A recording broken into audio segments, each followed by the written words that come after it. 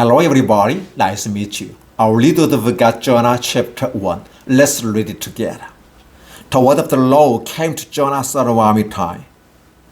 Go to the great city of Nineveh and preach against it, because its wickedness has come up before me.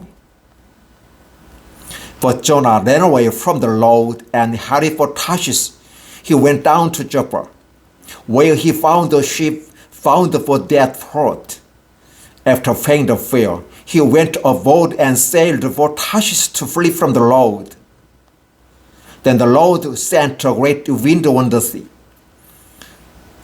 and such a violent storm arose that the ship threatened to break up.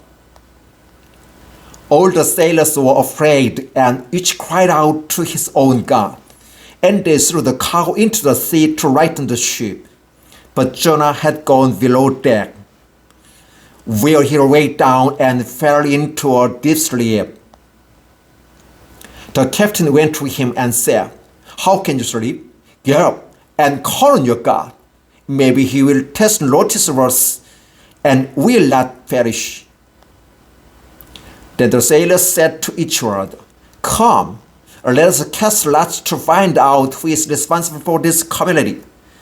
They cast lots, and the lot fell on Jonah. So they asked him, "Tell us, who is responsible for making all this trouble for us?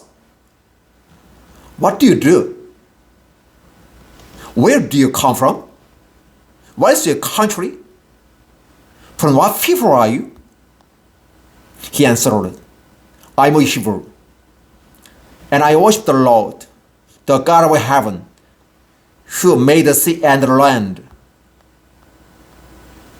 This terrified them, and they asked, "What have we done?" They knew he was running away from the Lord, because he had already told them so. The sea was getting rougher and rougher. So they asked him, "What should we do to you to make the sea calm down for us?" "Pick me up and throw me into the sea," he replied, "and it will become calm. I know that it is my fault that this great storm has come upon you." Instead, the men did their best to row back to land, but they could not, for the sea grew even wilder than before. Then they cried to the Lord, "Please do not let us die for taking this man's life. Do not hold us accountable for killing an innocent man. For you, O Lord, have done as you pleased." Then they took Jonah and threw him overboard, and the raging sea grew calm. At this the men greatly feared the Lord, and they offered sacrifice to the Lord and made vows to him.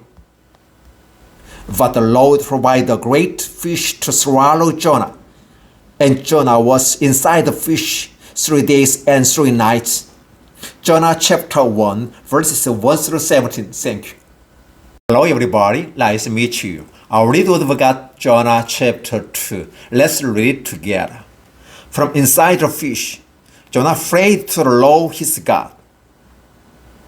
He said, "In my distress, I called to the Lord, and he answered me. From the depths of grave, I called for help, and you listened to my cry. You hurled me into the depth, into the very heart of the seas, and the currents swirled above me. All your waves and breakers swept over me. I said, I have vanished from your sight, yet I will look again toward your holy temple.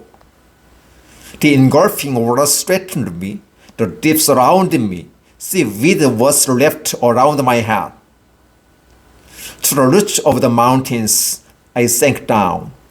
The earth's winds barred me in forever. When you brought my life up from the pit, O Lord my God. When my life was ebbing away, I remembered you, Lord, and my prayer rose to you, to your holy temple. Those who cling to worthless idols forfeit the grave that could be theirs.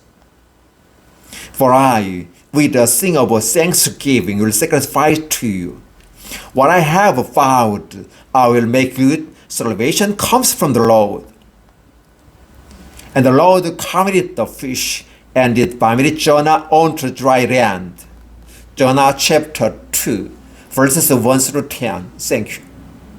Hello everybody, nice to meet you. Our little we got Jonah chapter 3. Let's read it together.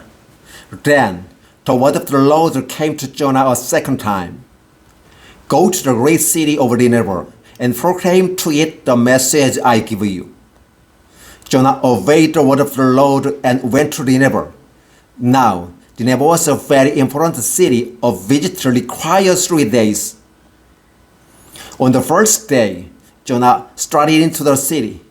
He proclaimed, 40 more days, and Nineveh will be overturned. The Ninevites believed God. They declared a fast, and all of them, from the greatest to the least, followed sackcloth. When the news reached the king of Nineveh, he rose from his throne, took off his royal robes, covered himself with sackcloth, and sat down in the dust. Then he issued a proclamation in Nineveh, by the decree of the king and his nobles, do not let any man or beast, herd, or taste anything. Do not let them eat or drink. For let man and beast were covered with sackcloth. Let everyone called a gently on God. Let them give up their evil ways and their violence. Who knows, God may yet relent, and with compassion turn from his fierce anger, so that we will not perish. When God saw what they did and how they turned from their evil ways, he had compassion and did not bring upon them the destruction he had threatened. Jonah chapter 3, verses 1 through 10. Thank you. Hello everybody, nice to meet you. Our little we got Jonah chapter 4. Let's read it together. For Jonah was greatly displeased and became angry. He prayed to the Lord, O Lord, it is not what I said when I was still at home. That is what I so quick to flee to Tarshish. I knew that you are a gracious and compassionate God, slow to anger, and abounding in love, a God who relents from sending calamity. Now, O Lord, take away my life, for it is better for me to die than to live. But the Lord replied, have we any right to be angry? Jonah went out and sat down at a place east of the city. There he made himself a shelter, sat in its shade, and wanted to see what would happen to the city. Then the Lord God provided a vine and made it grow up over Jonah to give shade for his head to ease his discomfort. And Jonah was very happy about the vine. But at dawn the next day, God provided a worm which chews the vine so that it is withered. When the sun rose, God provided a scorched east wind, and the sun raised on Jonah's head so that he grew faint. He wanted to die and said, it would be better for me to die than to live. But God said to Jonah, do you have a right to be angry about the vine? I do, he said. I'm angry, we come to die. But the Lord said, you have been concerned about this vine, though you did not tend it or make it grow. It sprang up overnight and died overnight.